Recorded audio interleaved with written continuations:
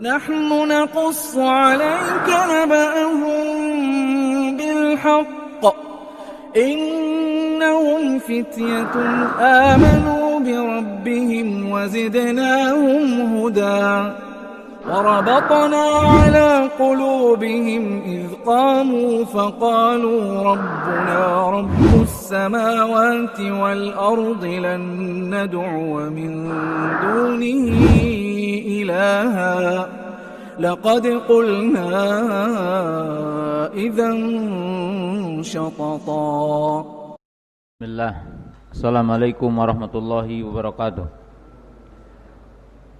Alhamdulillah hamdan katsiran thayyiban mubarakan fi kama yuhibbu rabbuna wa yardah. Asyhadu an la ilaha illallah wahdahu la syarikalah wa asyhadu anna Muhammadan abduhu wa rasuluh. Wassalatu wassalamu ala Rasulillah wa ala alihi wa ashabihi wa man tabi'ahum bi ihsanin ila yaumiddin.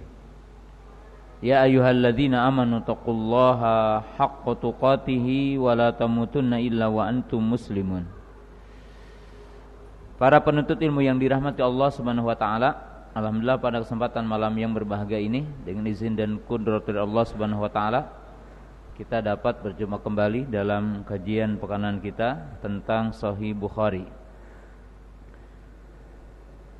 Dan kita masih dalam pembahasan yang kedua dari kitab Bukhari, yaitu Kitabul Iman, yaitu hal-hal yang berkaitan dengan iman.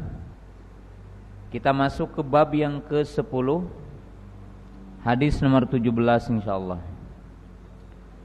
Bismillah. Qala al-Imam al-Bukhari rahimahullahu taala, babu alamatul imani hubbul ansar. Qala hadatsana Abdul Walid qala hadatsana Syu'bah akhbarani Abdullah ibn Jubair qala sami'tu Anasan anin Nabi sallam qala ayatul imani hubbul ansar wa ayatun nifaqi bughdul ansar.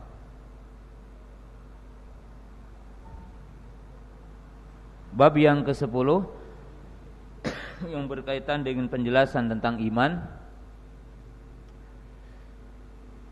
Bab tanda iman adalah mencintai orang-orang Ansar.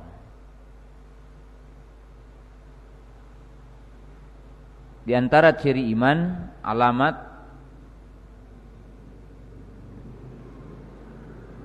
ciri iman adalah mencintai orang-orang Ansar.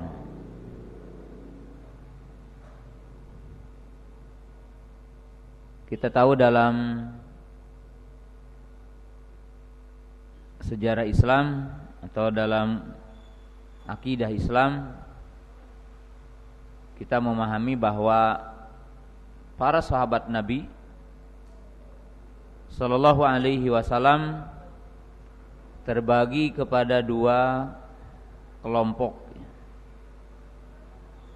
Ada muhajir dan ada ansar.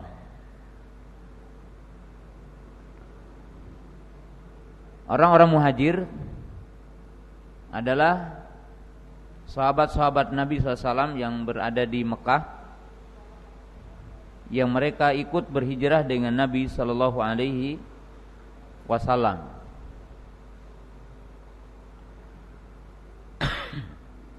Sedangkan orang-orang Ansar adalah orang-orang yang menempati kota Madinah, yang mereka menjadi penolong-penolong para sahabat, menjadi penolong baginda Rasulullah sallallahu alaihi wasallam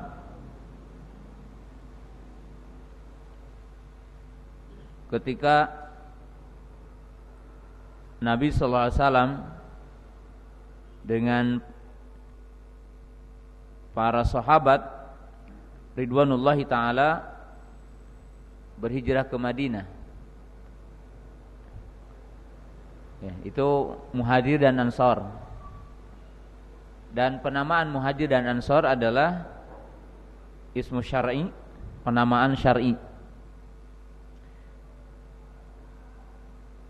Ditetapkan dengan dalil Quran. Penamaan ini terdapat dalam surah At-Taubah ayat 100. Wasabiqunal awwaluna minal muhajirina wal ansor. Orang-orang terdahulu dari kalangan muhajir dan orang-orang ansor. Jadi penamaan ini penamaan syar'i, karena ditetapkan dengan dalil Quran, nama syar'i.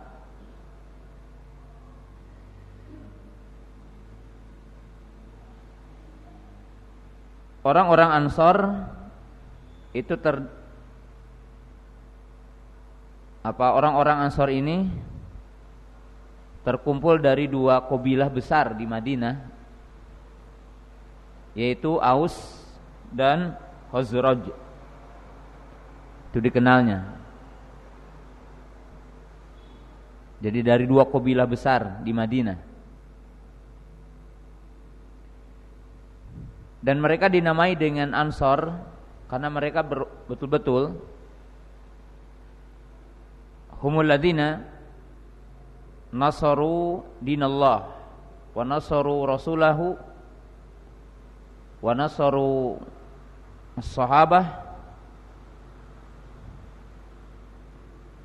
Orang-orang Ansor ini dinamakan dengan Ansor. Ansor artinya penolong,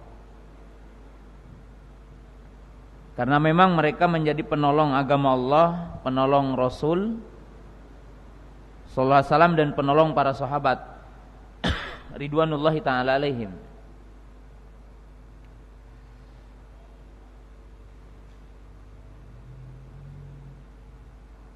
Maka disebutkan dalam bab ini, bab yang menjelaskan ciri iman adalah mencintai orang-orang Ansor,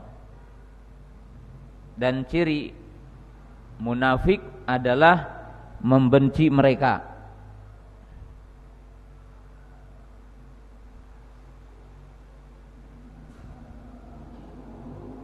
Orang-orang muhajir tentunya lebih afdal dari orang-orang Ansor. Jadi kalau kita ditanya tentang generasi umat ini, maka generasi yang terbaik adalah generasi sahabat. Tapi kedudukan para sahabat itu bertingkat-tingkat. Ya. Muhajir, kemudian Ansor. Kemudian orang-orang yang mengikuti perang Badar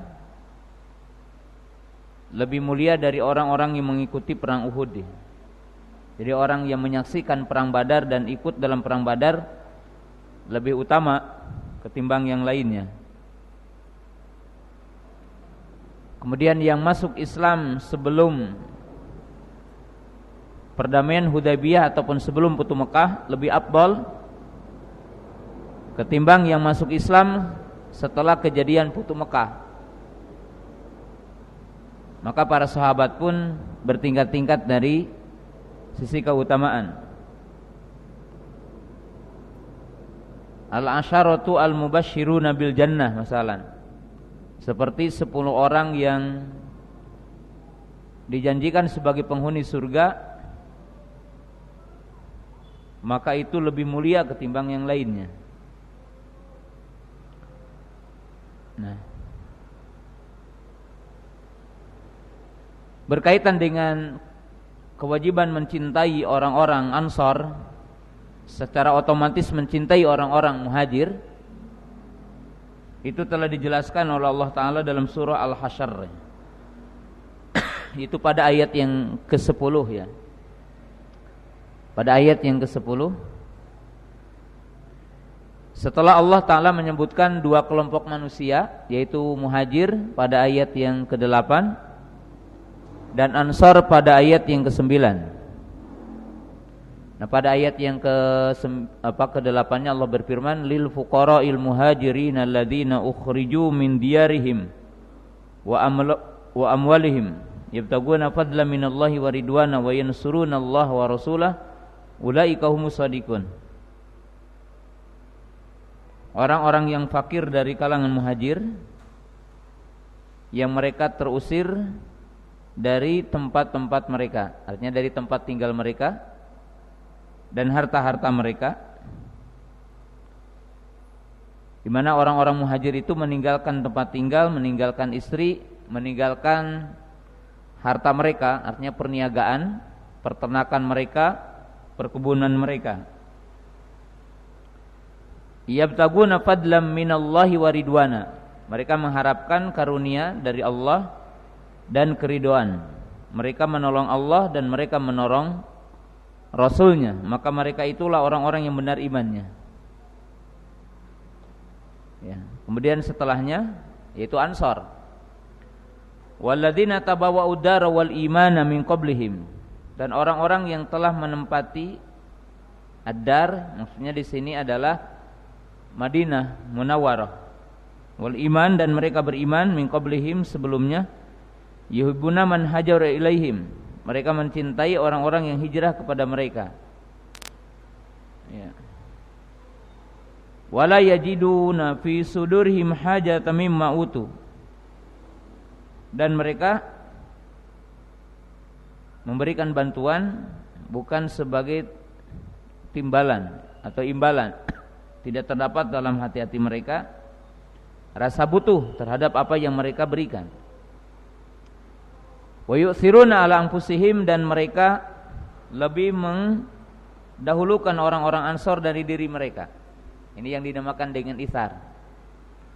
Walau kana bihim khasasah, walaupun mereka membutuhkannya. Wa may yuqashuha nafsi fa ulaika humul muflihun. Dan barang siapa yang menyelamatkan dirinya dari kebakhilan, dari sifat bakhil, sifat pelit, maka mereka itu adalah orang-orang yang beriman. Maka mereka itu adalah orang-orang yang beruntung.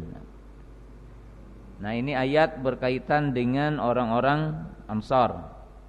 Nah, ayat yang ke-10-nya adalah khitab buat kita. Artinya perintah buat kita, yaitu orang-orang yang beriman setelah mereka. Untuk para tabi'in, para tabi'ut tabi'in, dan termasuk juga para sahabat yang datang setelah mereka. Qala walladzina ja'u min ba'dihim yaquluna rabbana ighfir lana wa li ikhwanina alladzina sabaquna bil iman wa la taj'al fi qulubina ghillan lil ladzina amanu Rabbana innaka ra'ufur rahim. Dan orang-orang yang datang setelah mereka, mereka berdoa, ya Rabb kami, ampunilah kami dan saudara-saudara kami yang telah mendahului kami dengan iman. Wahai Rabb kami, wahai Tuhan kami, janganlah Engkau jadikan dalam hati-hati kami rasa dengki bagi orang-orang yang beriman. Nah, jadi di dalam ayat ini dalil perintah bahwa kita harus memuliakan sahabat Muhajir dan Ansar. Ayat ini mengandung beberapa makna. Yang pertama, di antara ciri ahli sunnah itu mahabbatuhum li ashabi Rasulillah sallam. Ya, dari ciri ahli sunnah itu mereka mencintai para sahabat Nabi sallam. Jadi para sahabat Nabi sallam, mahabbah, mencintai. Ya.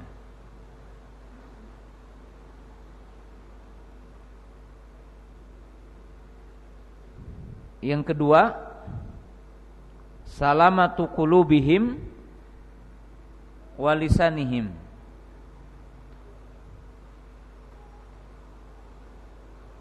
bahwa ahli sunnah, dan semestinya ini tentunya orang-orang mukmin, adalah salamatu qulubihim. Ya, diterjemahkan saja bersih hatinya. Tentang para sahabat, tidak ada iri, tidak ada dengki, tidak ada kebencian kepada para sahabat Nabi sallallahu alaihi wasallam.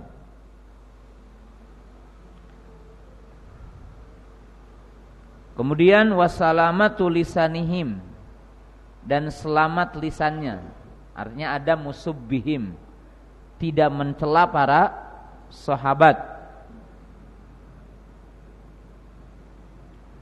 tidak menyinyir para sahabat, tidak menghina, tidak menggibah, tidak kepada para sahabat. Wa hadza taban min usuli aqidati ahli sunnah, dan ini adalah bagian dari pokok-pokok akidah ahli sunnah. Jadi bagian dari pokok-pokok akidah ahli sunnah wal jamaah, yaitu mencintai para sahabat, bersih hati kepada mereka, bersih lisan terhadap mereka. Ini bagian penting dari akidah ahli sunnah.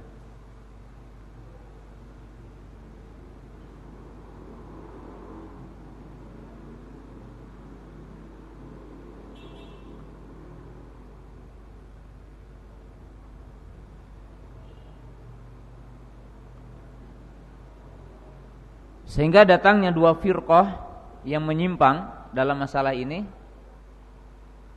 yaitu firqah Khawarij yang mereka mengkafirkan sejumlah para sahabat.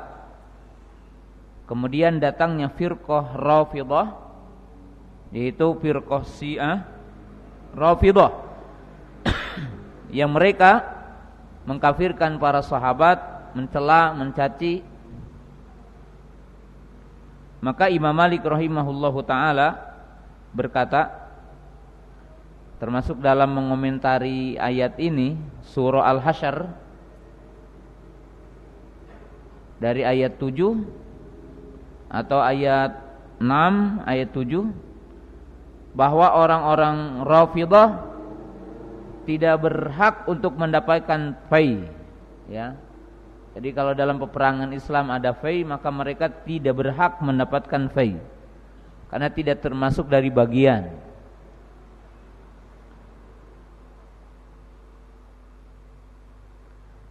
Wal muhajiru afdalu minal ansor, ya. Dan orang-orang muhajir itu lebih mulia kedudukannya dari orang-orang ansor, karena Allah menyebutkannya lebih dahulu dalam surah yang ke-9 ayat 100 tadi, wasabiqunal awwaluna minal muhajir wal ansor.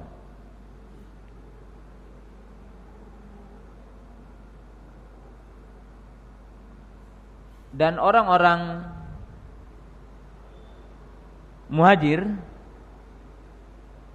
itu dikatakan fuqara, sebagaimana tadi dikatakan, ya, lil fuqara'il muhajirin.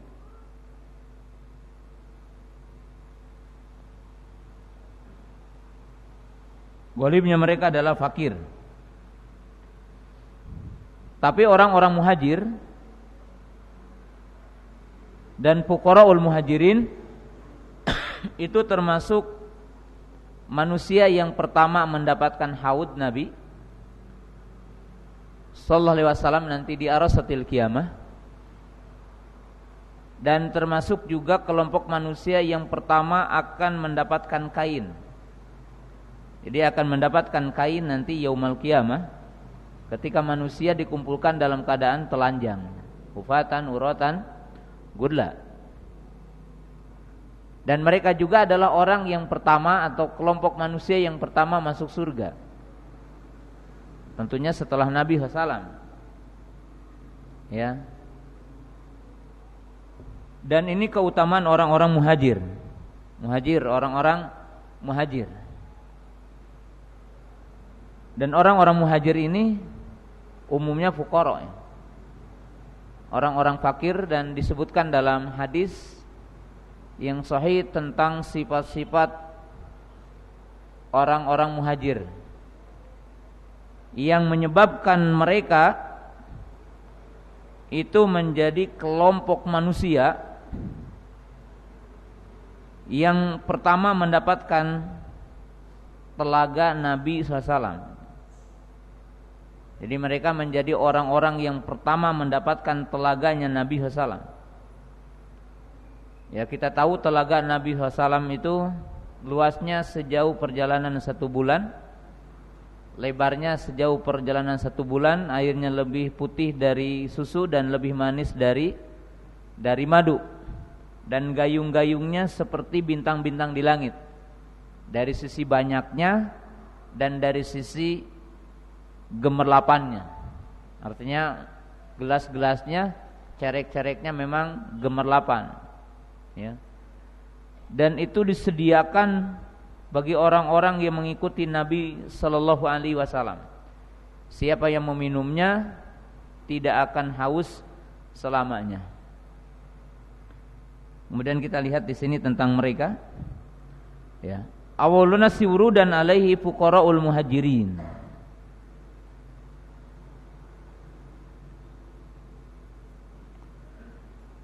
Di mana orang-orang muhajir ini menjadi orang yang pertama masuk, ya, ke haud Nabi SAW, dan mereka orang-orang yang pertama akan meminumnya.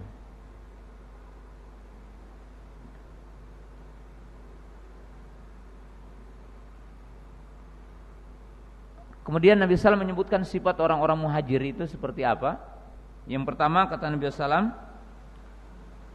asy'syu ru'usan,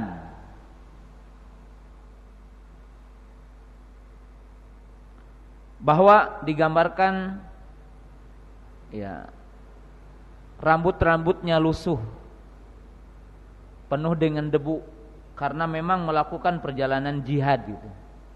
Mereka bukan orang-orang yang diam berpangku tangan, mereka jihad, melakukan perjalanan jihad di jalan Allah. Adunu siyaban, mereka juga bukan orang-orang yang perlente dari sisi baju, ya. Tapi baju-baju mereka pun lusuh, ya, karena sering melakukan perjalanan panjang, ya, berdakwah kepada Allah Ta'ala. Bukan orang-orang yang selalu bersolek gitu, ya.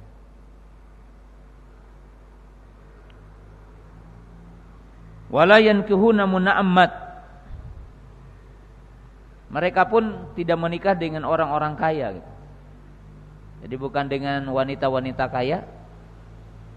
Hal itu ada 2 kemungkinan. Kemungkinan yang pertama, ya, memang sedikit ada pemuda diterima, ya, melamar kepada seorang keluarga orang kaya. Ada nggak di antara antum? Ya. Ya, umumnya bahwa orang yang kaya ya nikah dengan orang yang kaya, ya. Kalaupun ada 1-2 gitu, ya. Orang yang miskin, ya, hanya ada dalam cerita film-film aja mungkin, ya. Dan tidak mengapa memang juga, ya,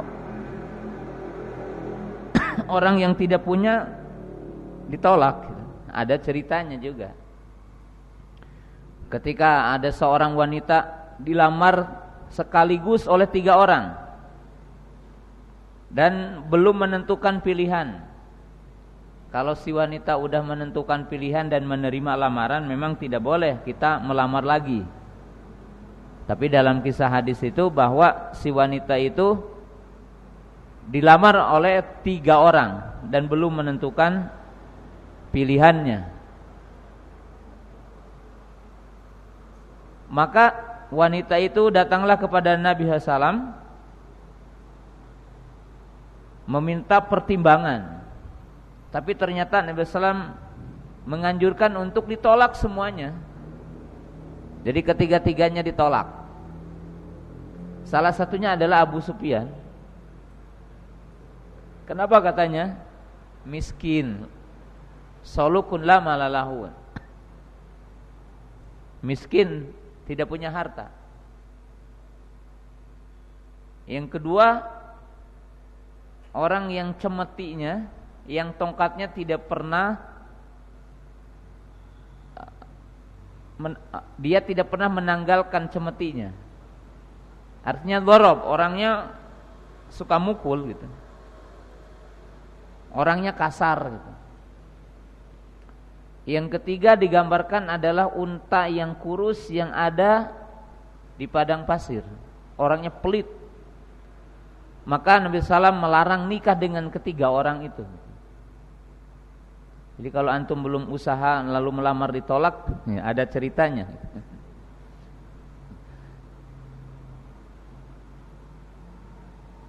Nah, yang kedua maksudnya bahwa mereka tidak menikah dengan orang-orang yang kaya karena menjauhi fitnah. Karena orang yang berharta banyak fitnahnya, yang memungkinkan akan menyelewengkan orang dari ibadah kepada Allah.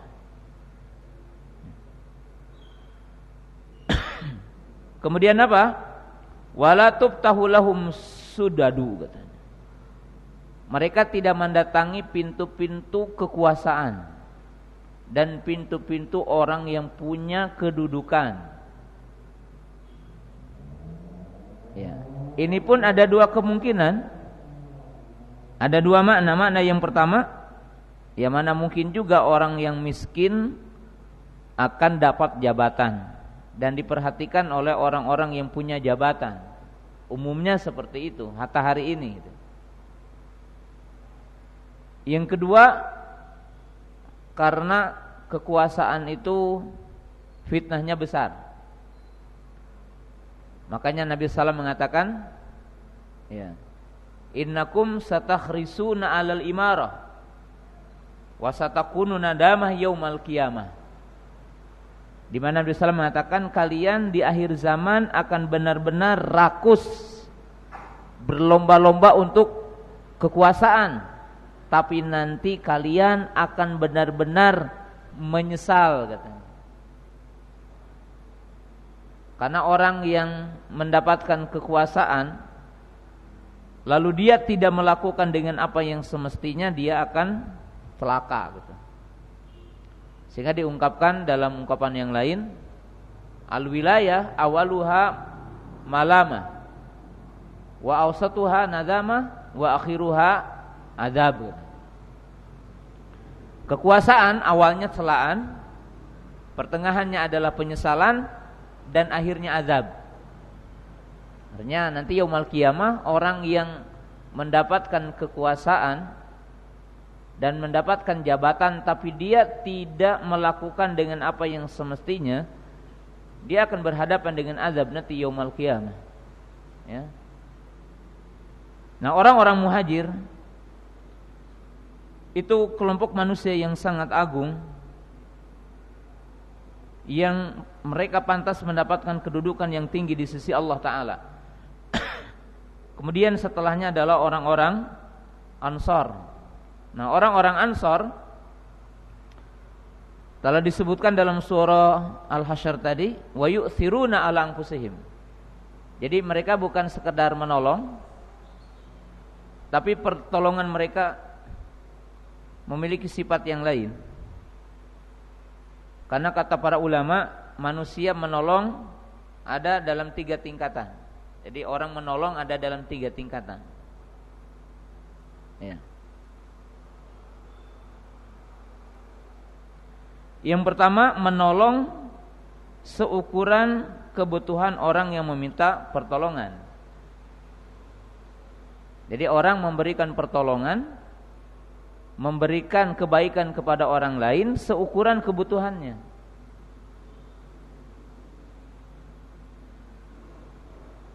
Mulia ya mulia tetap. Yang kedua, orang yang memperhatikan orang lain seperti memperhatikan dirinya. Jadi memperhatikan orang lain seperti memperhatikan dirinya. Ini martabat yang kedua. Martabat yang ketiga ini afdal martabat, dan ini martabat orang-orang Ansor ya.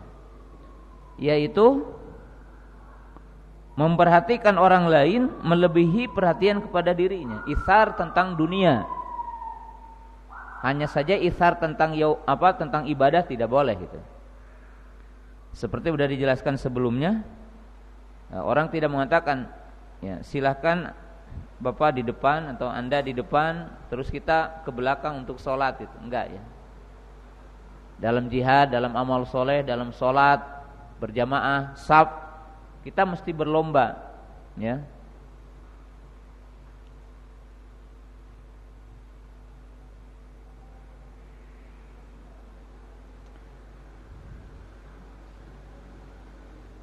Nah, di sini contoh-contoh ya. Kalau berkaitan dengan orang muhajir, di sini kan meninggalkan tempat tinggal mereka dan harta mereka, yabtaguna fadlan minallahi wa ridwana. Bisa antum lihat kisah seorang sahabat namanya Suhaib Ar-Rumi. Suhaib Ar-Rumi ini termasuk orang yang masuk dalam surah At-Taubah ayat 111 ya. Innallaha ashtara minal mu'minina amwalahum. Innallaha ashtara minal mu'minina amwalahum wa anfusahum bi anna lahumul jannah. Itu Suhaib Ar-Rumi radhiyallahu taala anhu. Itu sahabat yang banyak hartanya. Ketika beliau berhijrah ke Madinah, itu dicekal oleh orang-orang kufar Quraisy, diberikan pilihan. Dalam bahasa yang sangat sederhana, engkau boleh pergi ke Madinah dengan syarat engkau meninggalkan semua hartamu. Maka beliau menjual hartanya untuk mendapatkan surga. Dan ini yang dinamakan dengan tijarah robihah, yaitu perniagaan yang tidak pernah rugi. Salah satunya dilakukan oleh beliau. Ini sejarah membuktikannya, tentang bagaimana orang-orang muhajir itu begitu gigih dalam memperjuangkan agama Allah. Nah, orang-orang Ansor ini salah satunya sahabat yang dipersaudarakan dengan Abdurrahman ibnu Auf radhiyallahu taala anhu. Satu kisah yang menakjubkan ya, bahwa Abdurrahman bin Auf radhiyallahu taala anhu minal muhajirin, dari kaum muhajir. Beliau ditawari dengan dua tawaran ya. Yang pertama, dipersilahkan untuk memilih beberapa bidang tanah yang bisa dipakai untuk Abdurrahman bin Auf. Bahkan ditawari untuk menikah dengan salah seorang istrinya. Dia mengatakan, mana istri yang engkau cocok, aku akan mentalaknya. Dan jika telah jatuh idahnya, artinya telah selesai waktu idahnya, maka silakan engkau menikahi istriku. Artinya udah ditalak, menawarkan istrinya dan menawarkan tanahnya. Tapi Abdurrahman bin Auf ya tidak mengambil waktu itu. Beliau mengatakan, daluni ila suq, tunjukkan aku ke pasar, karena beliau bukan suka bertani dan tidak bisa bertani. Maka tidak lama kemudian, karena kepandaian Abdurrahman bin Auf dalam berdagang, ya mungkin dikatakan sepekan atau waktu kemudiannya, Abdurrahman bin Auf telah didapatkan tangannya ada bekas hana, ada bekas warna menunjukkan beliau telah menikah. Maka Nabi SAW mengatakan, aulim walau bisyatin. Jadi walimahlah walaupun engkau hanya menyembelih seekor kambing. Dan ini kemuliaan orang-orang muhajir, kemudian orang-orang Ansor. Nah, orang-orang Ansor ini juga orang yang tentunya melakukan bai'ah. Ya, bai'ah Aqabatul Ula, Aqabatul Tsaniyah, sebagaimana akan datang berikutnya. Ya. Jadi mencintai orang-orang Ansor adalah bagian dari iman, dan membenci mereka adalah bagian dari kemunafikan. Dalam riwayat yang lain Nabi sallallahu alaihi wasallam mengatakan, la yuhibbuhum illa mu'minun. wa la yabghaduhum ila munafiqun. Bahwa Nabi SAW mengatakan tidaklah mencintai mereka kecuali orang mukmin dan tidak membenci mereka kecuali orang-orang munafik. Kecuali orang-orang munafik. Kemudian saya ingin juga menyampaikan dalam poin ini bahwa para ulama ahli sunnah itu menjadikan bagian terpenting tentang akidah ahli sunnah adalah sikap kepada para sahabat. Jadi sikap kepada para sahabat adalah bagian penting. Jadi sikap kepada para sahabat adalah bagian penting. Sekedar untuk mengingatkan kembali bahwa Imam Sufyan ibnu Uyainah berkata, as-sunnatu asyaratun, faman kunna fihi faqad istakmala sunnah, wa man taraka syai'an minha faqad taraka sunnah. Wa minha isbatul qadari wa taqdimu Abi Bakrin wa Umar. Kemudian menyebutkan setelahnya. Beliau mengatakan pokok-pokok sunnah ada 10 katanya. Jadi pokok-pokok sunnah ada 10. Siapa yang meyakini 10 poin dan benar dalam keyakinannya dalam 10 poin ini, maka dia dikatakan sebagai sunni, yaitu ahlu sunnah. Siapa yang menyelisihi atau menyimpang dari salah satu poin yang 10 ini, maka dia adalah bukan ahli sunnah. Nah, kemudian Imam Sufyan ibnu Uyainah itu menyebutkan 2 bergandengan, takdimul qadari, yakni isbatul qadari, menetapkan takdir. Karena yang pertama muncul penyimpangan itu mencacati ilmu Allah, yaitu kelompok dari kaum Qadariyah berawal dari seseorang pembesar mereka yang dinamakan Ma'bad al-Juhani. Jadi Ma'bad al-Juhani yang berada di Kufah, ya. Kemudian yang kedua adalah takdimu Abi Bakrin wa Umar, yaitu mendahulukan kedudukan Abu Bakar dan Umar. Nah, ini untuk menolak semua sekte yang dinamakan dengan Syiah. Jadi menolak semua sekte yang berkaitan dengan Syiah. Nah, orang-orang Syiah kepada para sahabat itu ada 2 sekte besar. Sekte yang pertama kaum Rafidhah yang mereka mengkafirkan para sahabat. Dan mereka mengatakan Abu Bakar di neraka, Umar di neraka, Utsman di neraka. Ya, itu keyakinan orang-orang Rafidhah. Sementara yang kedua adalah keyakinan orang-orang Syiah Zaidiyah yang mereka tidak sampai mengkafirkan Abu Bakar dan Umar, tapi mereka memiliki keyakinan bahwa Ali lebih afdal dari Abu Bakar dan Umar. Jadi bahwa Ali radhiyallahu taala anhu lebih afdal dari Abu Bakar dan Umar. Maka Imam Sufyan ibnu Uyainah menggunakan redaksi yang mencakup, membantah dan menolak semua sekte dengan mengatakan takdimu Abi Bakrin wa Umar. Artinya Abu Bakar lebih mulia, lebih afdal dan lebih berhak menjadi imam dari Ali radhiyallahu taala anhu.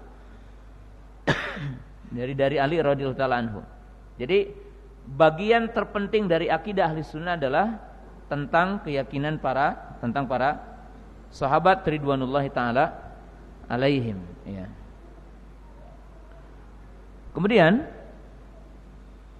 ya, Imam Bukhari menyertakan hadis setelahnya. Hadis setelahnya ini sebagai dalil tentang keutamaan orang-orang Ansor. Jadi sebagai dalil tentang keutamaan orang Ansor. Qala Imam Al-Bukhari rahimahullah taala babun, tidak disebutkan nama babnya, yang menunjukkan sebagai penyempurna dari bab sebelumnya.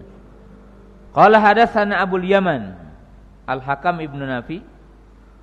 Qala akhbarana Syu'aib ibnu Abi Hamzah. Qala an Zuhri Muhammad ibnu Muslim. Qala akhbarani Abu Idris A'idullah ibnu Abdullah anna Ubadah ibnu Samit radhiyallahu taala anhu wa kana syahida badaron. Wa kana syahida badaron. Orang Ansor ya, Ubadah ibn Samit, orang Ansor, dan ikut perang Badar. Wa huwa ahadun nuqabai lailatal aqabah. Anna Rasulullah sallallahu alaihi wasallam qala wa haulahu isabatun min ashabihi. Qala bai'uni ala an tusyriku billahi syai'a wa la tasyriku wa la taznu wala taqtulu auladakum wala tu'tu bi buhtanin tabtarunahu baina aydikum wa arjulikum wala tu'su fi ma'rufin faman wafa minkum fa ajruhu 'ala Allah wa man asaba min dzalika syai'an fa uqiba bihi fid dunya fa huwa kafaratun lahu wa man asaba min dzalika syai'an summa satarahu Allah fahuwa ilallah wa in syaa fa'anhu wa in syaa aqabahu fabayanahu ala dzalik. Nah, hadis yang dicantumkan di nomor ke-18 ini setelah nomor 17 tadi, hadis ini menjelaskan kenapa ya kita mesti mencintai orang-orang Ansor. Jadi kenapa kita mesti mencintai orang Ansor, dan mencintai orang Ansor bagian dari iman. Ya, inilah salah satu kelebihan orang Ansor. Jadi orang Ansor ini telah melakukan 3 bai'ah. Jadi orang Ansor ini telah melakukan 3 bai'ah. Tahu nggak bai'ah? Janji setia dalam bahasa kita ya, janji setia. Nah, janji setia para sahabat Ansor, ya, itu ada 3. Yang pertama, baiat kepada pokok-pokok Islam, yang isinya baiat untuk melaksanakan isi Islam. Jadi menjaga tentang isi Islam, tidak menyekutukan Allah. Ya, di sini tidak mencuri, tidak berzina, tidak membunuh anak, otomatis yang lainnya, tidak melakukan dusta, ya, seperti tidak menuduh, tidak saksi palsu dan yang lainnya. Dan tidak melakukan maksiat kepada perintah atau maksiat kepada larangan. Nah, ini baiat pada Islam. Artinya mereka itu orang-orang yang memproklamirkan diri komitmen kepada syariat Islam, sehingga mereka punya kelebihan. Yang kedua, orang-orang Ansor ini baiat dalam bentuk jihad dan pertolongan. Jadi dalam bahasa kita hari ini baiatnya itu isinya suaka politik, yaitu para orang-orang Ansor akan menjaga darah dan kehormatan orang-orang Muhajirin, di mana mereka mengatakan darah kalian adalah darahku, kehormatan kalian adalah kehormatanku. Ya, kalau kalian diserang aku akan menyerangnya, kalau kalian ada yang mengganggu maka aku akan menolongnya. Jadi seputar itu, isinya adalah baiat jihad, baiat pertolongan, baiat memberikan perlindungan. Ini adalah orang-orang Ansor.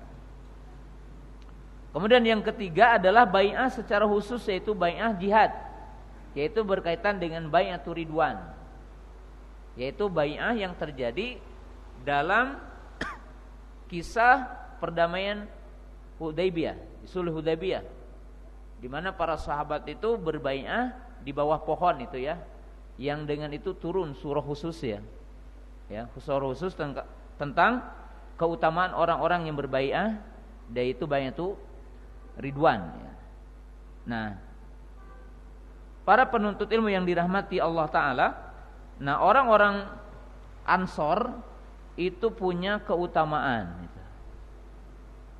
Nah, dari sisi komitmen mereka kepada Islam, komitmen mereka kepada jihad, pertolongan mereka kepada agama. Ya. Maka orang mukmin mesti mencintai penolong-penolong Allah, mencintai penolong-penolong Rasulnya. Orang mukmin mesti mencintai orang-orang yang memperjuangkan agamanya, yaitu agama Allah Ta'ala. Agama Allah Ta'ala ya. Nah, ini isi dari seputar hadis ini ya. Itu tentang isi dari bai'ah ya.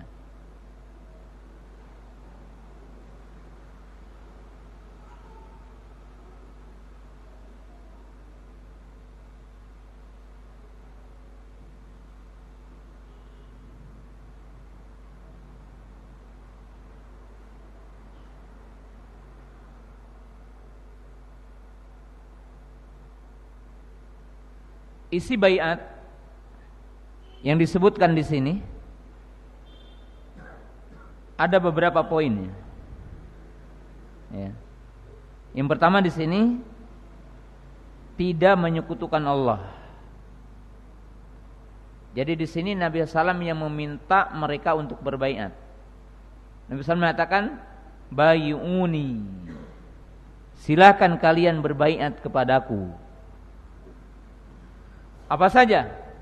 Alla tusyriku billahi syai'a, agar kalian tidak menyekutukan Allah dengan sesuatu apapun. Ya.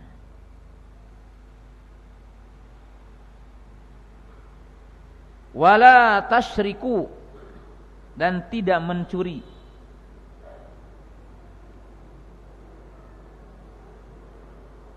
Wala taznu, dan tidak berzina. Wala taqtulu auladakum, dan tidak membunuh anak-anak kalian. Ini adalah baiat yang keempatnya. Wala ta'tu bi buhtanin, dan kalian tidak mendatangkan kedustaan yang kalian ada-adakan dengan tangan-tangan kalian atau kaki-kaki kalian. Ya, karena kerusakan tentunya ataupun perbuatan itu dinisbatkan kepada dua, tangan dan kaki. Wala ta'sau fi ma'rufin, dan janganlah kalian maksiat dalam ma'ruf. Tapi bukan juga berarti boleh maksiat dalam mungkar. Maksudnya tidak boleh menyelisihi larangan dan juga tidak boleh menyelisihi apa? Perintah. Jadi apabila datang perintah tidak boleh maksiat, maka lakukan, dan jika ada larangan maka tidak boleh apa? Dilanggar. Dan waktu itu ada 12 perwakilan. Yaitu ada 12 perwakilan dari orang-orang Ansor. Ya. Bisa dikatakan ada 12 kabilah kecil yang melakukan perjanjian dengan Nabi SAW. Bai'ah. Lalu Nabi SAW mengatakan, barang siapa yang menepati janji-janji ini di antara kamu, maka pahalanya di sisi Allah. Jadi Allah akan memberikan pahala. Wa man asaba min dzalika syai'an fa uqiba bihi fid dunya. Jadi barang siapa yang melanggar, tapi di sini dicatat selain syirik ya. Jadi jika orang itu dia berzina atau membunuh atau dia menuduh semisal gitu, fauqiba fid dunya, dan diberikan hukuman di dunia. Dan hukumannya ada dua di sini. Bisa hukuman dalam arti had, ditegakkan hukuman oleh kodi, dipotong tangannya yang mencuri. Waktu isanya telah datang, kita teruskan nanti insyaallah. Bismillah. Alhamdulillah wassalatu wassalamu ala Rasulillah wa ala alihi wa ashabihi wa man tabi'ahum bi ihsanin ila yaumiddin, amma ba'du. Nah, kita teruskan dulu bacaan hadisnya. Kemudian Rasulullah mengatakan, "Faman waffa minkum fa ajruhu 'ala Allah." Siapa yang menunaikan janji tersebut di antara kamu, maka pahalanya di sisi Allah. Wa man asaba min dzalika syai'an fa'uqiba bihi fid dunya fa huwa kafaratun lahu. Tapi ini selain syirik. Sebab orang yang melakukan syirik, ya, maka tentunya semua amalnya batal. Barang siapa yang melakukan salah satu di antara itu, artinya bisa seseorang berzina, mencuri, atau membunuh, atau berdusta. Fa'uqiba bihi fid dunya, lalu dihukum dengan sebab dosa tadi di dunia, bahwa kafaratun lahu, maka itu akan menjadi penghapus baginya.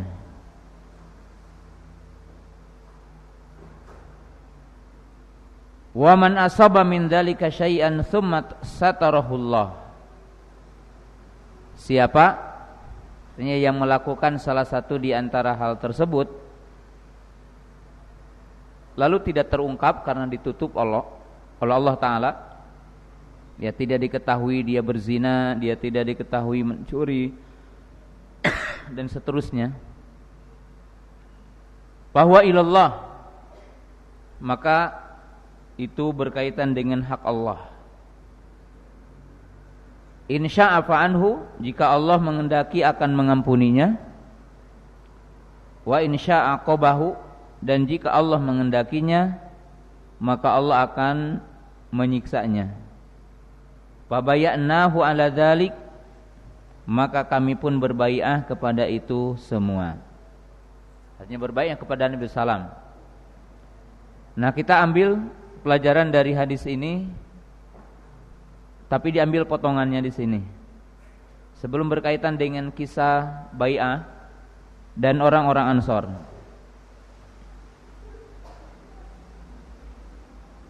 Dalam hadis ini menunjukkan bahwa hukuman dunia ini ada dua. Ada hukuman yang dimaksud adalah ditegakkan hudud, yaitu ditegakkan hudud oleh qadhi berupa potong tangan atau ranjam atau qisas. Maka dalam hadis ini menunjukkan bahwa salah satu hikmah ditegakkan hudud sebagai kafarah kepada dosanya. Jadi apabila orang itu dikisos, apabila orang itu diranjam, apabila orang itu dipotong tangan, maka akan dihapus dosanya. Kecuali kalau dia melakukan lagi, maka dia perlu bertaubat. Yang kedua, hukuman dunia ini berupa azab Allah, berupa musibah yang Allah timpakan kepada seseorang.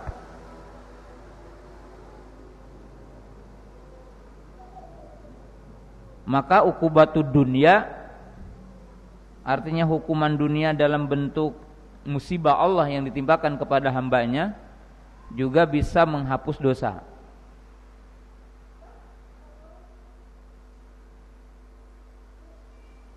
Seperti dalam hadis, man yuridillahu bihi khairan yusib minhu, man yuridillahu bihi khairan yusib minhu. Siapa yang dikehendaki Allah Ta'ala berada dalam kebaikan, maka Allah akan mengujinya. Dalam riwayat yang lain, innallaha idza ahabba 'abdan ajjala 'uqubatahu fid dunya. Jika Allah mencintai seseorang, maka Allah mempercepat hukumannya di dunia. Karena orang yang melakukan dosa,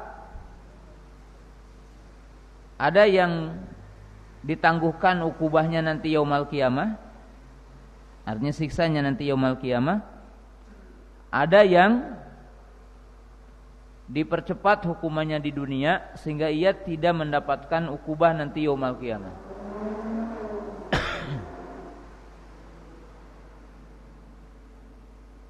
Nah, itu istinbat yang pertama dari hadis ini. Yang kedua,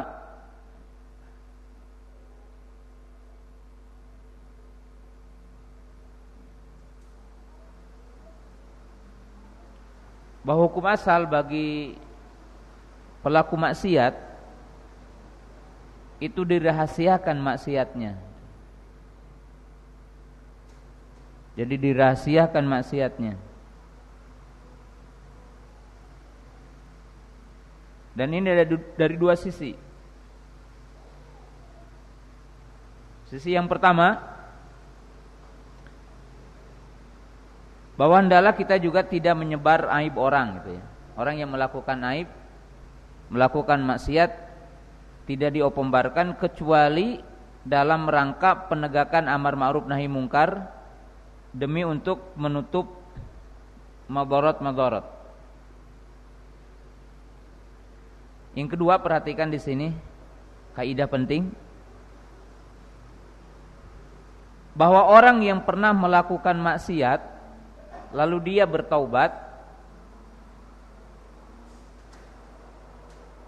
maka tidak boleh atau tidak seyogianya dia menceritakan kepada orang lain.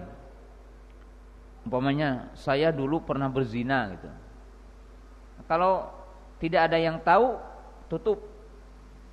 Dan tidak usah dicerita-cerita kepada orang. Pernah melakukan ini, taubat, sudah. Karena itu yang afdal.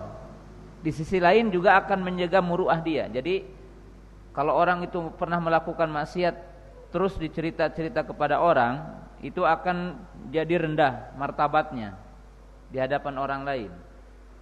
Dan tidak termasuk orang terpandang. Itu orang mencerita-ceritakan dulu begini-begini, saya alhamdulillah udah insaf. Enggak.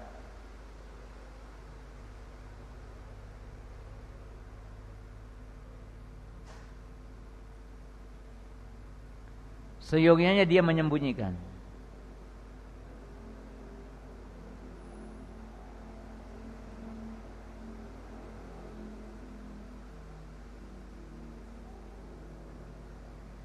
Kemudian yang ketiga dalam hadis ini,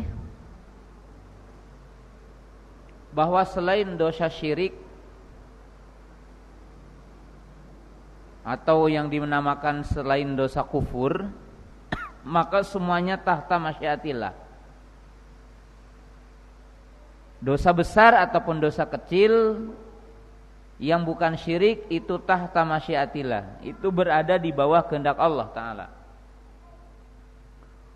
Allah terkadang mengampuninya, Allah terkadang tidak mengampuninya.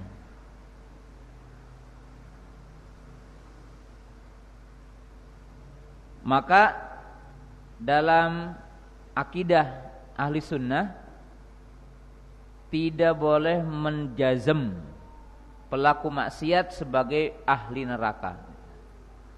Jadi tidak boleh memastikan si fulan neraka, karena kita tidak tahu kalau Allah akan mengampuninya. Tidak boleh menjazm, tidak boleh memastikan.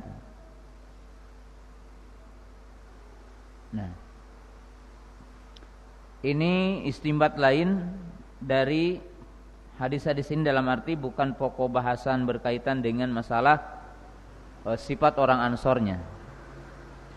Nah, kemudian dari sisi kenapa orang-orang Ansor itu perlu kita cintai dan menjadikan bagian dari sifat iman adalah mencintai orang Ansor.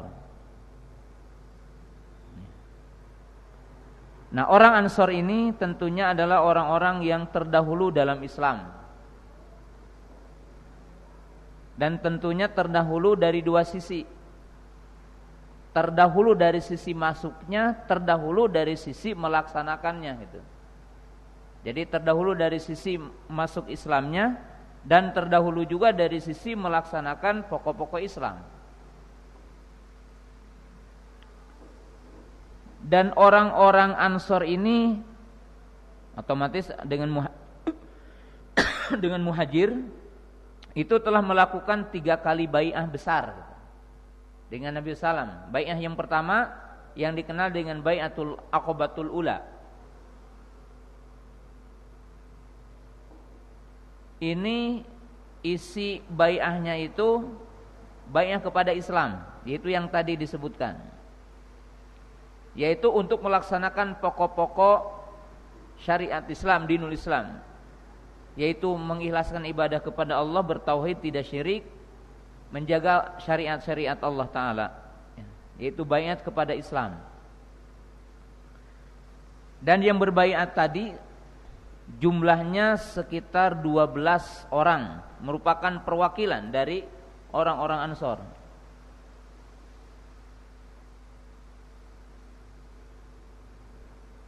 Kemudian setahun berikutnya maka mereka berbaiat dengan jumlah 70 orang.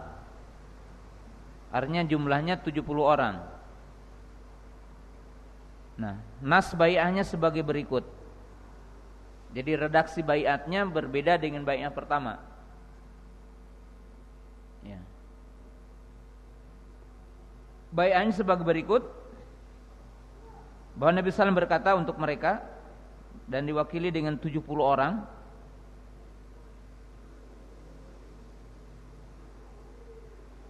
bahwa Nabi SAW mengatakan bai'uni ala sam'i wa ta'ah fin nasyati wal kasali. Jadi yang pertama baiat untuk mentaati, baiat imarah di sini, baiat kepada kepemimpinan Nabi SAW untuk mendengar dan taat. Wa ala nafaqati fil usri wal kasali wa yusri. Yang kedua baiatnya itu untuk menunaikan nafkah, jadi mengeluarkan harta, menolong di sini. Baik dalam keadaan luas atau ketika sempit.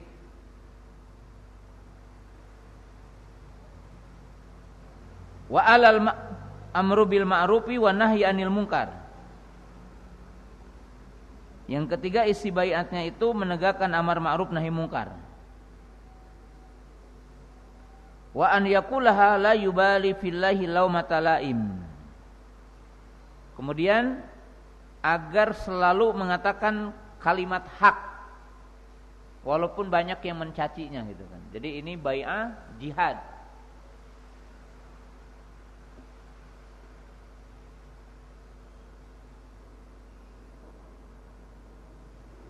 Wa ala an tansuruni wa tamna'uni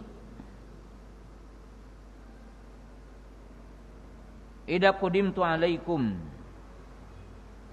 mimma tamna'una minhu anfusakum wa azwajakum wa abna'akum walakumul jannah. Kemudian bai'ah suaka politik, artinya memberikan penjagaan agar kalian menolongku dan memberikan kalian penjagaan kepadaku jika aku datang kepada kalian. Jadi sebelum hijrah sudah terjadi bai'ah untuk memberikan pertolongan. Sebagaimana kalian menjaga diri kalian dan istri-istri kalian dan anak-anak kalian. Kemudian Nabi SAW mengatakan, siapa yang menunaikan janji setia ini, maka bagi kalian adalah surga gitu. Jadi dahsyat sekali bai'ah mereka, bai'ah untuk jihad ya. Bai'ah untuk menolong Nabi SAW agama. Nah. Kemudian yang ketiga, bai'atur ridwan, yaitu dalam nas yang ma'ruf, laqad radiyallahu 'alal mu'minina idh yubayyunaka tahta syajarah.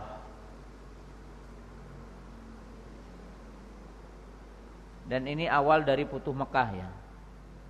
Awal dari Futuh Mekah.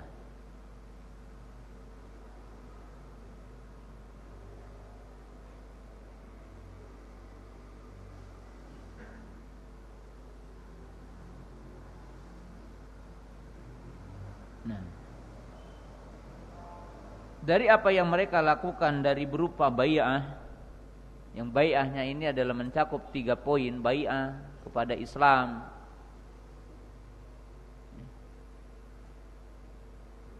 bai'ah untuk menolong agama Allah, bai'ah untuk jihad, maka sudah barang tentu para sahabat Ansor itu punya maziyah.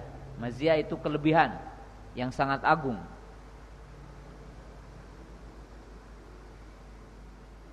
yang mewajibkan seluruh kaum muslimin wajib mencintai mereka, memuliakan mereka.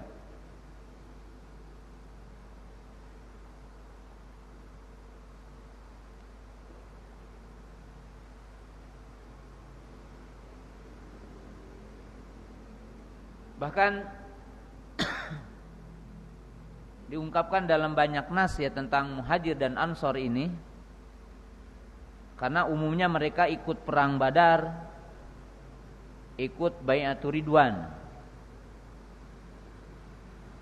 Jadi seperti kisah Khatib bin Abi Balta'ah. Tahu enggak kisah Khatib bin Abi Balta'ah? Khatib bin Abi Balta'ah radhiyallahu ta'ala anhu adalah yang dikisahkan dalam Al-Quran ya, bahwa ketika Nabi SAW akan menyerang kota Mekah, yaitu dinamakan dengan Futuh Mekah, maka Khatib bin Abi Balta'ah itu ya membocorkan rahasia Nabi SAW akan menyerang kota Mekah dengan mengutus seorang wanita yang membawa secari kertas yang dibawa oleh Khatib bin Abi Balta'ah. Beliau merasa takut dengan keluarganya di sana gitu. Maka Ali radhiyallahu ta'ala mengejar wanita itu dan diberikan ancaman kan? Diberikan ancaman. Kemudian dibuka rahasia itu dan ada sahabat yang mengancam, izinkan aku untuk menebas batang leher Khatib katanya. Idan li an adriba unuqa. Maka Nabi SAW mengatakan sungguh Allah telah mengampuninya, karena beliau adalah orang yang ikut apa? Perang Badar. Yang ikut perang Badar. Dan ikut Bai'atur Ridwan. Karena Allah telah berfirman laqad radiyallahu 'alal mu'minin. Allah telah ridho. Jadi kesalahan yang tadi itu terhapus dengan kebaikan-kebaikannya. Muktafar istilahnya.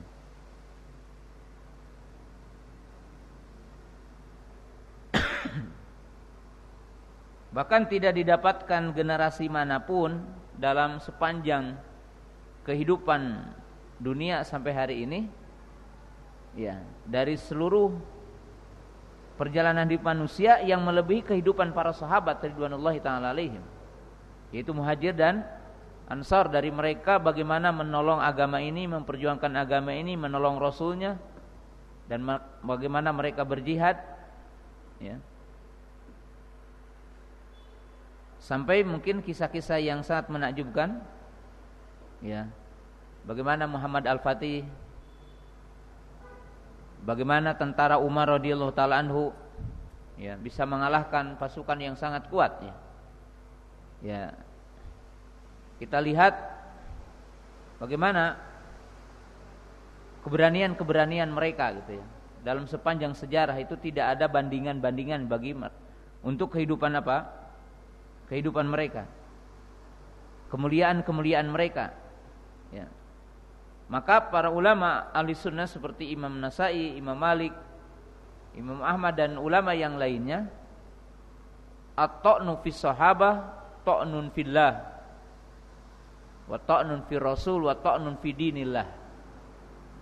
Sehingga para ulama kita mengatakan, ini akhir dari pelajaran kita di malam ini, bahwa mencaci para sahabat, menggunjing para sahabat itu sama saja mencaci Allah, sama saja mencaci Rasulnya, sama saja juga merusak agama Allah, ya. Maka ada buku judulnya Perseteruan Syiah dengan Allah. Ya, karena orang-orang Syiah itu berseteru dengan Allah, dalam arti mereka membantah apa-apa yang telah dijelaskan Allah dalam Quran. Ketika Allah memuji mereka, maka mereka mencela mereka. Ya, saya akan berikan satu contoh, ya, bahwa mengkafirkan para sahabat, punya konsekuensi mencacati Quran. Contohnya ayat yang tadi, contohnya 2 ayat aja ya. Antum lihat surah At-Taubah ayat 100. Wasabiqunal awaluna minal muhajirina wal ansar. Dan ayat yang tadi ini pun di surah Al-Fatah ya. Surah ke-48 ayat 18. Laqad radiyallahu 'alal mu'minina idz yubayyi'unaka tahta syajarah. Jadi ada kaidah dalam kaidah ahli sunnah, jika Allah memuji seseorang atau satu kaum dalam Quran, maka mesti orang dan kaum yang dipujinya mati dalam iman. Jadi kalau antum mau catat, jika Allah memuji dalam Quran seseorang atau satu kaum, maka mesti orang atau kaum yang dipuji itu mati dalam iman. Dan jika Allah mencela satu kaum atau seseorang dalam Quran, maka mesti kaum tersebut atau orang tersebut itu mati dalam kufur. Sebab punya konsekuensi, kalau tidak begitu khobar Quran itu dusta.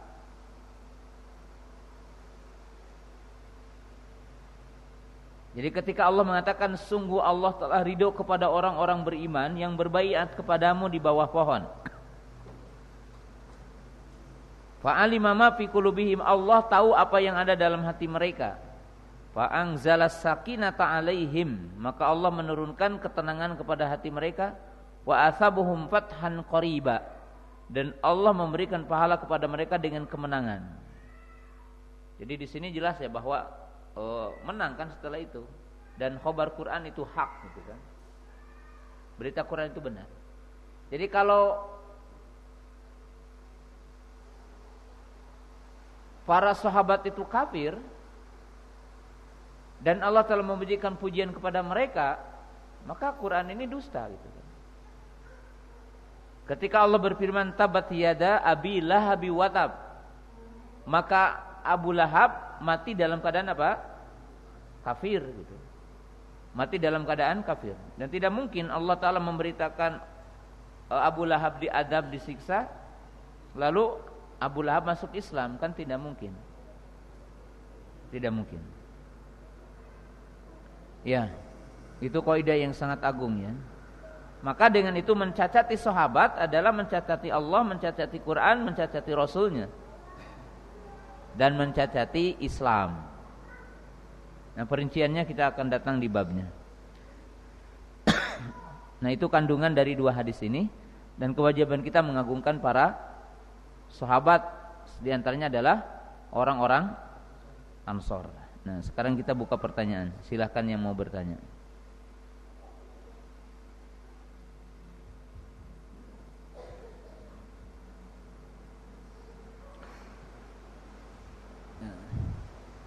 Bolehkah ketika kita qiyamul lail secara munfarid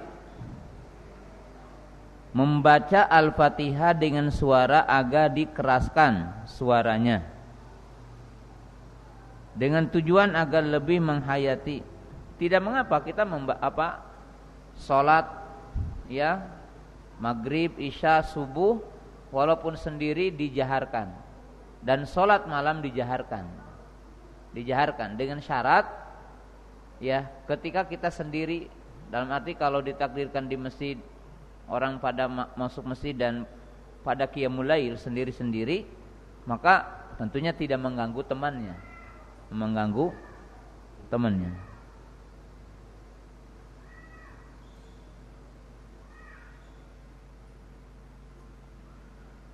Hadis ke-18, apakah ada hubungannya dengan surah Al-Mumtahanah? Ada ya. Berkaitan dengan itu, kalau Al-Mumtahanah adalah tentang wanita ya. Itu berbeda. Ya.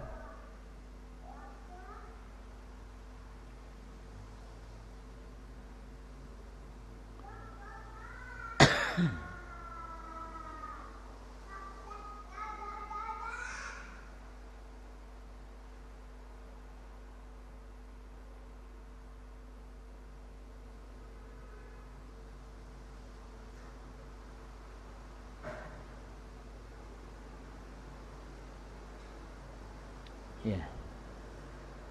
Kalau isinya hampir mendekati ya. Tapi kalau dari sisi kejadiannya berbeda. Ya. Jadi kejadiannya berbeda antara surah Al-Mumtahanah dengan kisah Bai'ah Aqabah.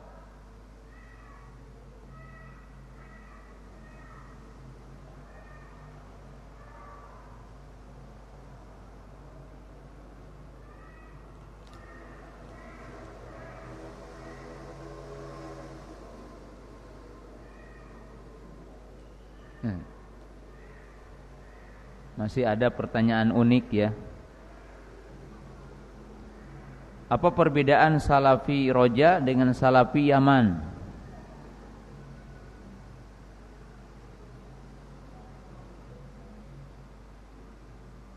Saya belum tahu ya.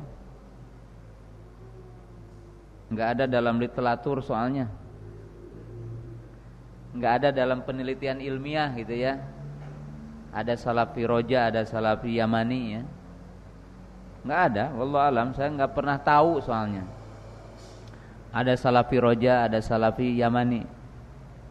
Salafi itu nisbatilah salaf, as-salafus salih humus sahabah wa tabi'un wa tabi'un tabi'in. Salafi nisbatun ila salaf.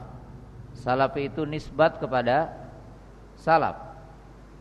Dan salafus salih itu adalah 3 generasi pertama, sahabat, tabi'in dan tabi'un tabi'in. Wa kullu man taba'a aqidatis salafus salih wa manhajahum. Setiap orang yang mengikuti jejak mereka dalam akidah, dalam amal, dalam akhlak ya, maka dia adalah salafi. Salafi. Kita diwajibkan mengikuti jejak mereka. Kita diperintahkan untuk mengikuti jejak mereka. Ya. Wa hada taqsim min ahli bidah, dan ini pembagian dari ahlu bidah. Ya, dengan ada istilah Salafi Yamani atau Salafi wa Salafi haq ila akhirih, ini jelas adalah taksim pembagian dari ahlu bidah.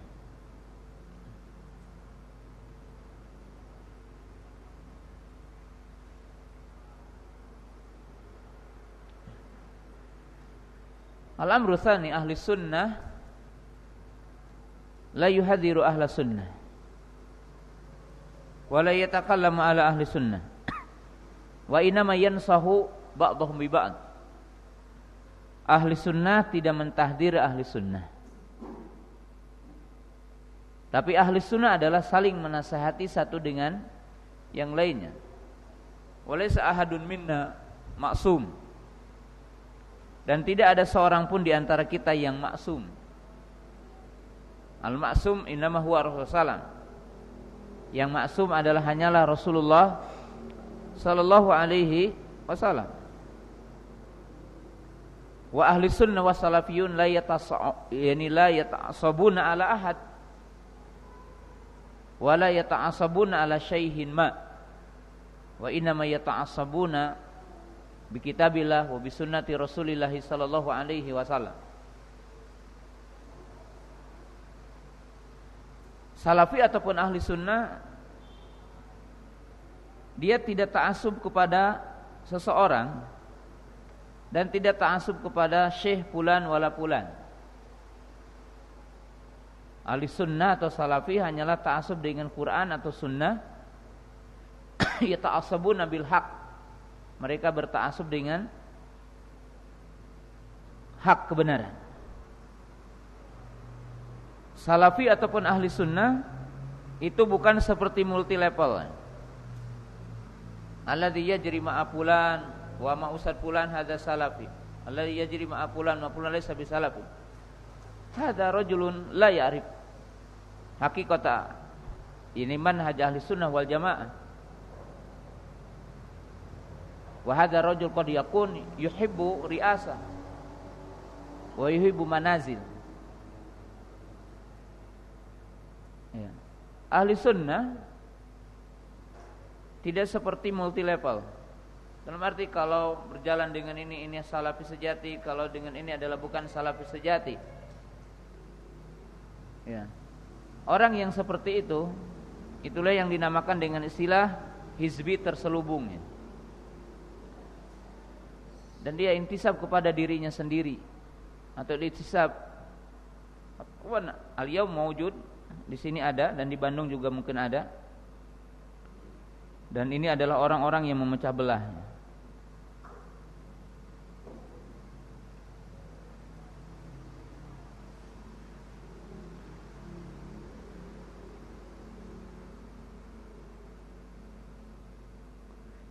Bagaimana cara mendidik istri supaya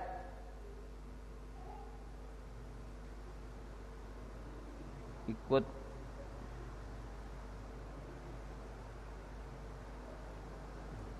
tulisannya nggak kebaca.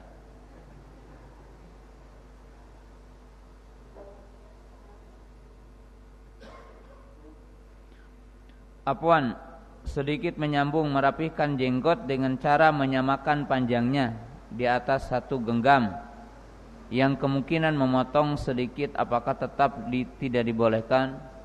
Wallahu ta'ala alam. Ya. Yang rajih wallahu ta'ala alam bahwa jenggot dibiarkan panjang dengan umum nas waffiruliha wa agfuliha, ay bimana utruku, yaitu tinggalkan dan biarkan. Adapun riwayat yang dinimaskan kepada Abdullah bin Umar radhiyallahu taala anhuma, pertama adalah al-qaul idza kana yu'aridun nas wa yuqaddimu an-nas. Yang pertama, bahwa apabila qaul bertentangan, artinya berhadapan dengan nas, maka di sini kita dahulukan nas ya. Yang kedua, bahwa jika itu sanadnya sahih, maka apa yang terjadi kepada Abdullah bin Umar radhiyallahu taala anhuma atau dinisbatkan kaulnya adalah hanya ketika dalam haji, ketika menunaikan haji. Jadi kejadiannya adalah nadir, bukan ritual yang dilakukan dalam setiap saat. Kemudian sebagian orang merapihkan genggam di balik itu, bukan genggam lewat di sini, tapi di sini gitu. Jadi pendek gitu. Ada yukhalif, ini bertentangan.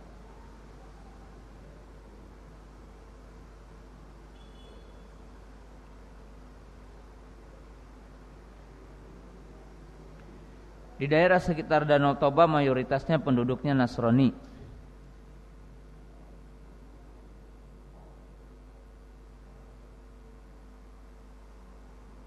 Namun masih di bawah NKRI yang presidennya Muslim. Ya.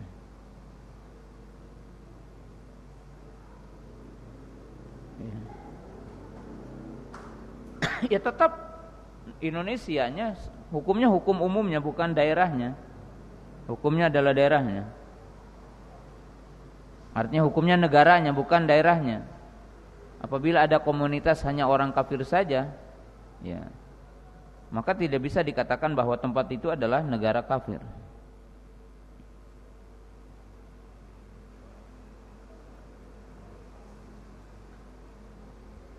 Sebuah rumah milik suami istri.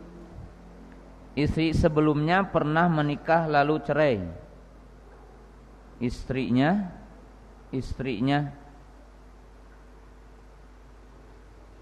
sebuah rumah milik suami istri, istri sebelumnya pernah menikah.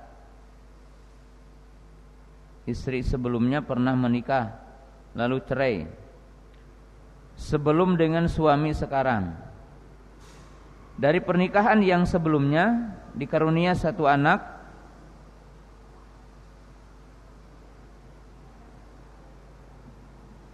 Dikaruniai satu anak laki-laki. Pernikahan yang sekarang dikaruniai dua anak perempuan dan 4 cucu laki-laki. Suami istri tersebut sudah meninggal. Bagaimana harta warisnya? Harta waris yang mana ini? Soalnya belum harta yang mana yang dibagikan itu? Jadi begini, anak dari istri pertama, maksudnya, jadi harus si istri ini udah punya lagi suami. Berarti kalau dari harta ibunya yang meninggal tersebut, maka anak pertama, anak kedua itu dapat waris.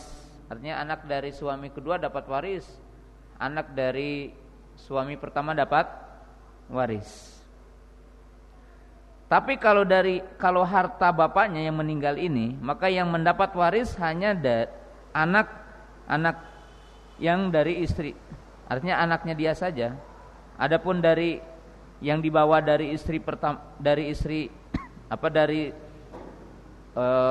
dia yang dari suami pertama itu tidak dapat waris itu. Tidak dapat waris. Ya. Cuma harus diperjelas dulu ini dari sisi hartanya, apakah dari yang pertama udah dibagikan atau tidak gitu. Ya, dibagikan atau tidak. Yang jelas pembagiannya bahwa ini jadi anak semuanya ini asobah gitu. Asobah. Kemudian masih ada yang lain atau tidak disebutkan di sini. Tidak disebutkan ya di sini. Ya, karena di sini anak cucunya tidak dapat ya, cucunya tidak dapat karena udah dimahjub oleh anak gitu. Jadi telah dimahjub oleh anak.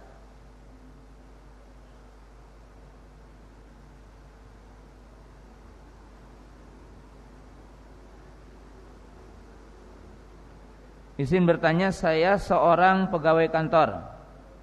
Belakangan ada salah satu atasan yang menyuruh rekan kerja saya untuk membuat surat palsu dengan tanda tangan scan. Teman saya awalnya tidak mau mengerjakan tugas tersebut, namun akhirnya dikerjakan. Oh, ini ada. Namun akhirnya dikerjakan. Saya tidak bisa membantunya untuk menolak perintah tersebut. Ya, hanya dapat menasehatinya agar tidak dikerjakan dan mengingkari perbuatan tersebut dalam hati. Apakah saya ikut berdosa, Ustadz, jika saya ingin pindah karena perkara tersebut? Apakah terlalu berlebihan? Enggak ya, tetap wajib untuk memberikan nasihat kepada atasan Anda, ya, untuk memberi nasihat. Ya, mungkin kalau ada pintunya ya dilaporkan gitu kan. Kewajiban amar ma'ruf untuk dilaporkan, untuk dinasehati. Dan jika tidak maka berarti ya untuk tidak membantu. Ya. Dan langkah yang terbaik jika ini berulang-ulang dan banyak pintu madharat bagi penanya, maka seyogianya mencari job lain dan mencari pintu lain dalam bekerja gitu. Karena tentunya di sini akan terjerumus kepada bentuk-bentuk maksiat gitu ya. Sudah barang tentu.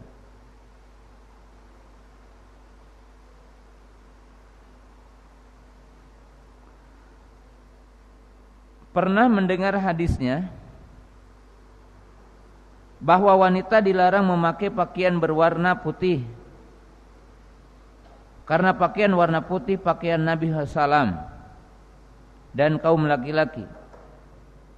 Kalau umroh atau naik haji, pakaian seragamnya untuk wanita warna putih. Ini bagaimana Ustaz untuk wanita yang sudah bernikab, melepas nikabnya pada wilayah mana? Karena ketika ihram tidak boleh memakai kain penutup wajah menyentuh kulit wajah. Tidak ada keistimewaan ya bahwa wanita memakai kain putih gitu. Tapi kalau dikatakan ada larangan, saya juga belum tahu kalau ada larangan bahwa wanita memakai kain putih gitu. Jadi sampai saat ini saya tidak tahu ya. Akan tetapi kain wanita sebagaimana dinyatakan di dalam nas-nas itu kalgurob, wanita itu pakaiannya hitam. Tapi bukan berarti hanya hitam. Tidak terlarang wanita memakai kain yang warnanya selain apa? Selain hitam. Hanya saja para ulama juga memberikan batasan untuk wanita itu, seperti disebutkan oleh Syekh Albani rahimahullah ta'ala dalam hijab al-mar'atul muslimah, tidak boleh kainnya itu sendiri adalah aurat gitu. Jadi tidak boleh kainnya sendiri adalah fitnah untuk wanita. Karena wanita itu tidak boleh kainnya kain syuhroh. Kain syuhroh itu ya seperti wanita yang memakai banyak manik-maniknya gitu ya. Ya, banyak manik-maniknya, mungkin banyak ornamennya, apa namanya, apa itu? Ya. Ya.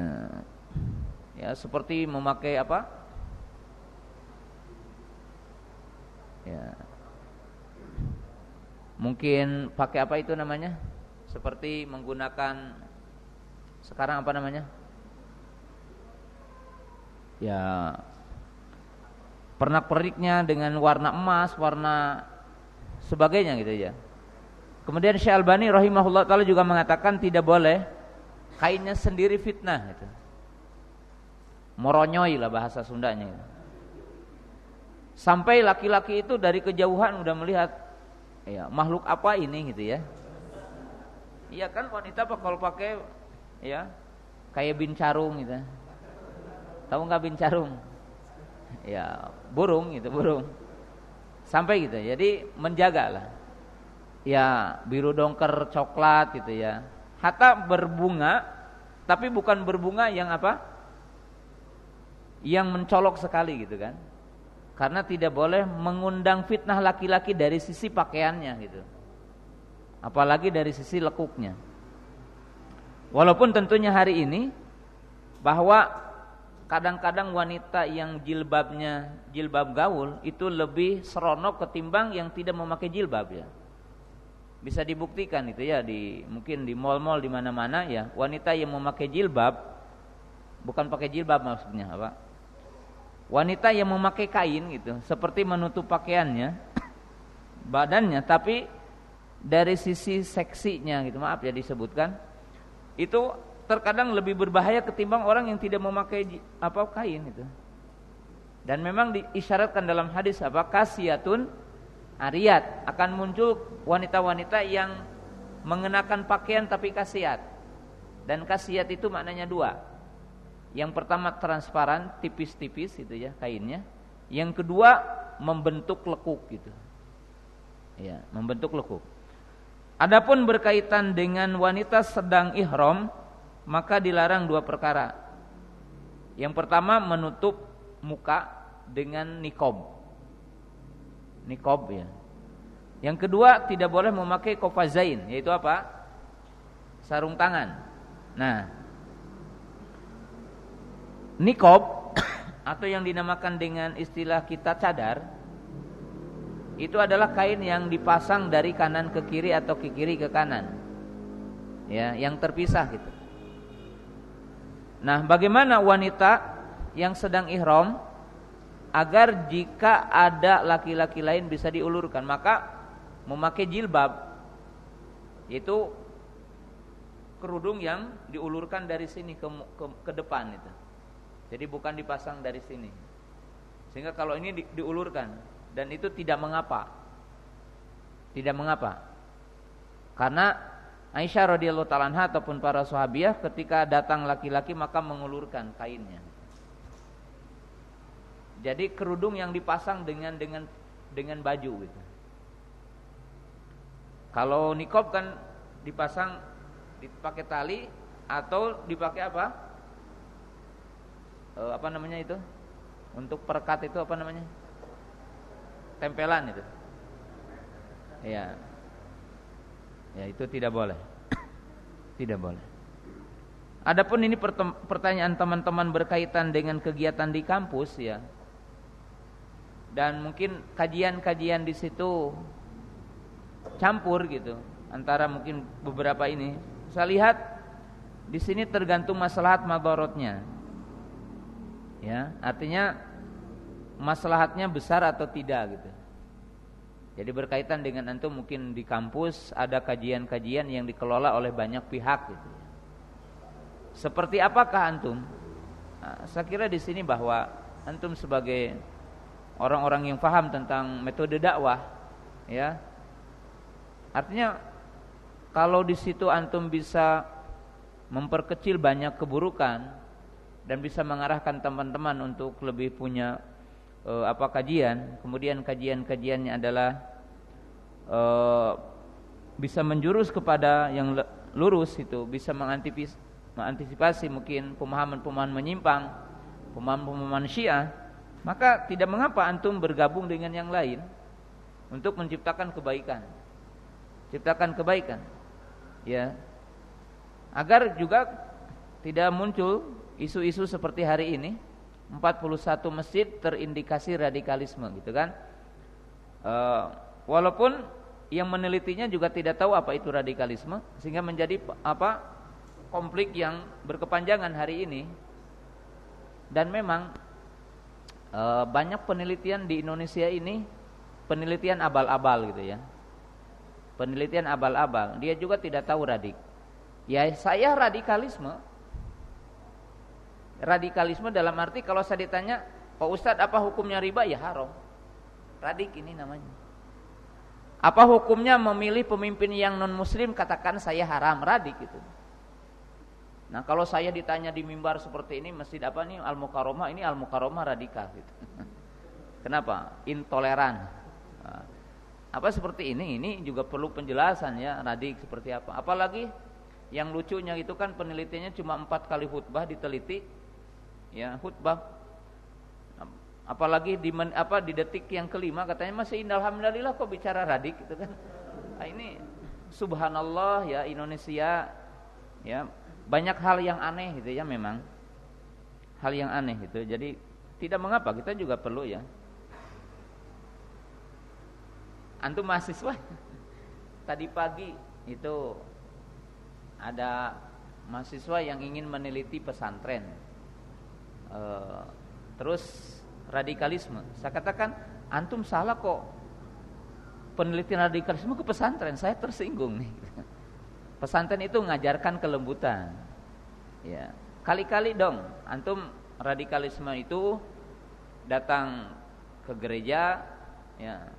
Kemudian radikalisme itu datang ke stasiun bola gitu ya. Itu banyak yang radik gitu.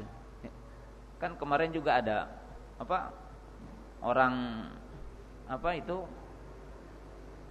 supporter, antara supporter kan radikalisme itu.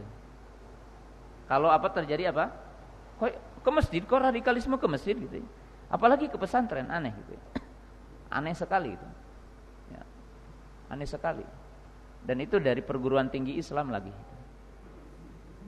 Banyak yang aneh lah gitu. Yang aneh ya. Di situnya penelitian pesantren dengan politik gitu.